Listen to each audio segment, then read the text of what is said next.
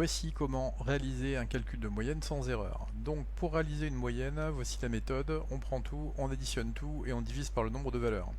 Donc ici on a 1, 2, 3, 4, 5, 6, 7, 8, 9 valeurs. Donc on va tout additionner, diviser par 9. L'erreur commune qui va être réalisée par les élèves, c'est effectivement de faire l'addition telle qu'on la voit ici et de diviser par 9 à la fin.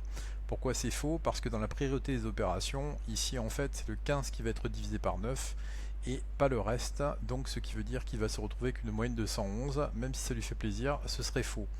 Pour voir si on ne s'est pas trop trompé, on prend la valeur la plus basse, ici on voit que c'est 6, on regarde la valeur la plus haute, c'est 18, donc ce qui veut dire que la moyenne doit être comprise entre 6 et 18. On voit aussi que j'ai introduit un symbole qui s'appelle X avec une barre. À chaque fois que vous verrez X avec une barre, ça veut dire que c'est la moyenne. Un symbole comme V, ça correspond à la vitesse, ou T, ça peut correspondre au temps. Le calcul, cette fois-ci, il est juste parce qu'il est réalisé sous forme de fraction, et c'est ce qui fait qu'on ne se trompera pas. Ici, c'est l'intégralité de l'addition qui est divisée par 9, et pas seulement le 15. On a 13,8 qui est bien compris entre 6 et 18. À la calculatrice, on voit ici qu'on a touche fraction. On peut passer du numérateur au dénominateur en utilisant la flèche du haut ou la flèche du bas. On refait un nouveau calcul, cette fois-ci avec des nombres négatifs. À nouveau, on a 5 valeurs. On va tout additionner. On retrouve donc le symbole de la moyenne X avec une barre.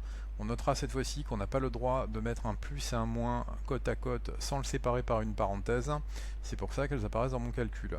La valeur la plus basse c'était moins 4, la valeur la plus haute c'est 8, ce qui veut dire qu'avec une valeur de 1, on est bien compris entre les deux. Au niveau de la calculatrice, les Casio ou les autres machines sont plutôt indulgentes, dans le sens que cette erreur mathématique de ne pas mettre la parenthèse, c'est toléré. Donc souvenez-vous que si vous avez le droit de le mettre sur la calculatrice, vous n'avez pas le droit de le mettre sur le papier.